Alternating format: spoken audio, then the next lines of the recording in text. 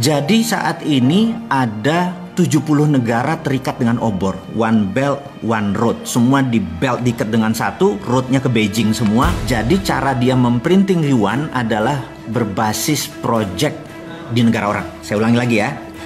IMF memprinting money dolarnya menggunakan project di negara lain, dan itu sekarang ditiru oleh obor One Belt One Road-nya dia. Jadi negara-negara 70 negara, ada Pakistan, ada Sri Lanka, Papua Nugini. Mungkin 60% portfolionya diambil oleh obor tadi. Jadi dia ngeprint yuan berbasis project di negara lain gitu ya. Nah, apa yang Amerika lakukan adalah Amerika mau melakukan deoborisasi. Jadi dia mau cara membuat miskinnya project obor itu adalah deoborisasi. Jadi kalau Trump menang, menurut saya Cina lewat. Tapi Trump ini compang-camping sekarang karena globalis cabal, si kaum Bilderberg sangat benci sama Amerika karena globalis cabal itu sudah kawin sama Partai Komunis Cina, sehingga seluruh proyek globalis semua ada di Cina. Jadi sekali lagi, ini menarik nih. Cina pasang badan sebagai underlaying, sebagai pondasi dari seluruh globalis cabal. Cina bermain karena globalis senang sama negara otoriter. Dia nggak senang sama negara demokrasi. Otoriter kan one man, suara pemimpin langsung diikuti suara rakyat. Rakyat nggak mau disikat rakyatnya gitu ya.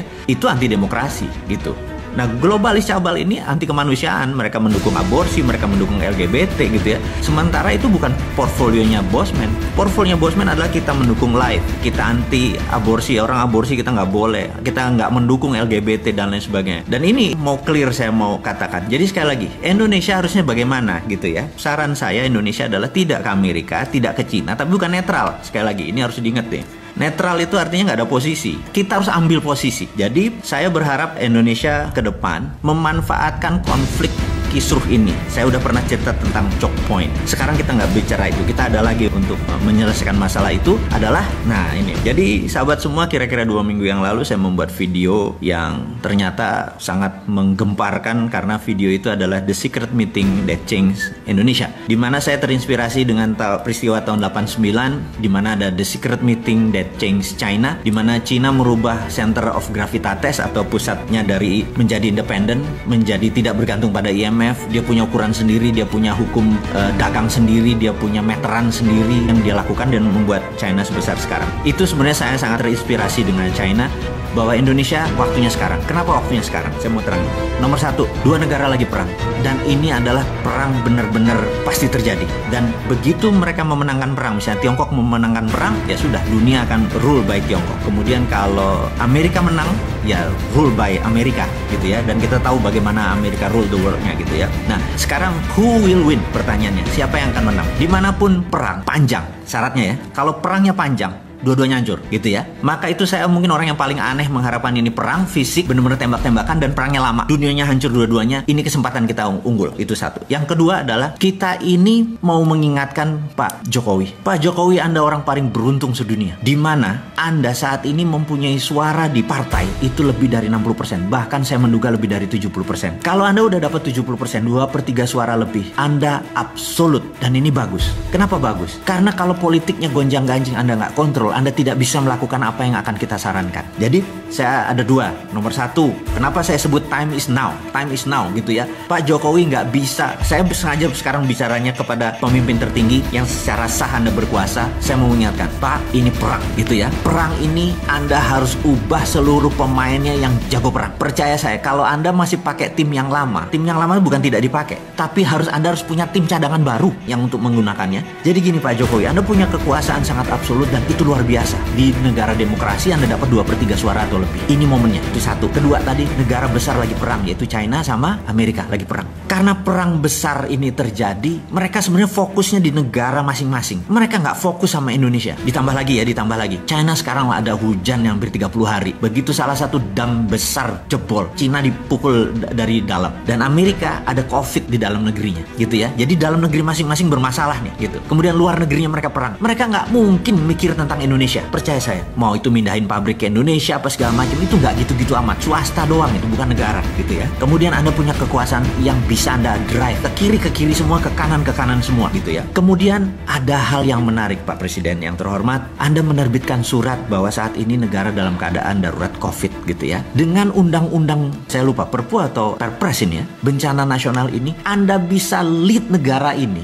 menjadi sangat ngebut di mana dunia yang lainnya akan lumrah. Iya dah, nggak apa-apa deh gitu ya. Dan terakhir yang nomor 4 Pak Jokowi, saat ini semua negara melakukan yang namanya deglobalisasi. Deglobalisasi artinya dulu kan ada namanya global supply chain. Jadi ini nyuplai ke sini, nyuplai ke sini, rumit sekali global supply chain. Sekarang banyak negara yang lagi diblok, lagi nutup, lagi mau perang dan lain sebagainya. Jadi deglobalisasi adalah every country for their own. Jadi Indonesia untuk Indonesia, Singapura untuk Singapura dan lain sebagainya. Jadi Indonesia sangat diuntungkan karena Indonesia bisa makan dengan bangsanya sendiri. Kalau yang Singapura begitu deglobalisasi langsung shrinking 40%. Bapak tahu bahwa dia mendadak langsung turun ekonominya 12% dan shrinkingnya itu 40%. Jadi mengecil mendadak volumenya. Korea Selatan sudah mengecil karena nggak ada bahan baku. Indonesia nggak ada masalah, Indonesia nggak akan mengecil. Dan sekali lagi yang kita mau ingatkan, dengan 4 hal itu, maka yang kita harus lakukan adalah melakukan apa yang China lakukan. Kita tiru, jangan ngikuti maunya Cina, tapi tiru langkah Cina. Cina 30 tahun yang lalu, saya udah berkali-kali bilang, dia menerbitkan renminbi dengan yuan berbeda. Renminbi berdasarkan project gitu ya.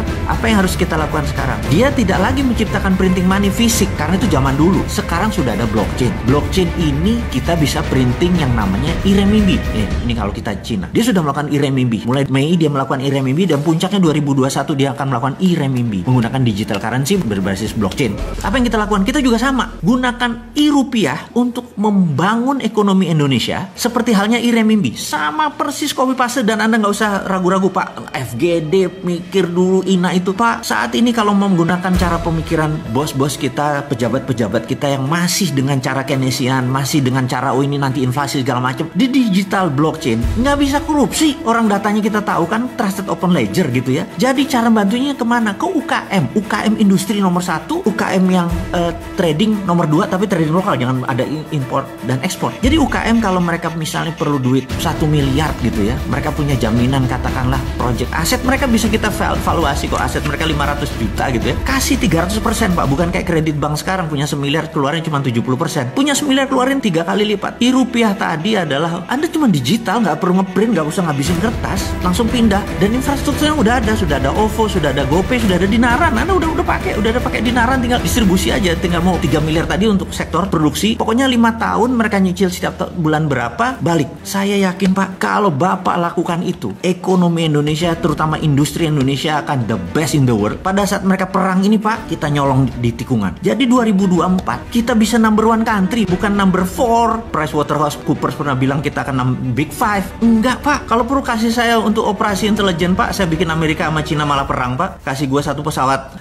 kapal perang, saya tembak 1 nuklir ke Cina, nanti Cina bilang tuh Amerika tuh ya udah biar tembak-tembakan, udah kita yang masuk duluan. Kalau perlu gua jadi bajingannya Pak. Jadiin gua persona non grata Pak, orang yang tidak disukai dunia Pak. Kasih saya untuk izin untuk operasi intelijen, saya masuk, saya tembak itu 1 rudal ke Cina, terus nanti tembak-tembakan, mereka perang Pak. Mereka perang, kita manfaatin untuk membangun ekonomi. Saya dibenci dunia nggak apa-apa Pak, tapi dicintai tanah air nggak apa-apa Pak. Jadi agak gila sedikit lah Pak. Dan usul-usul ini mudah-mudahan membuat sisi lain bernegara sehingga ekonomi kita maju bareng.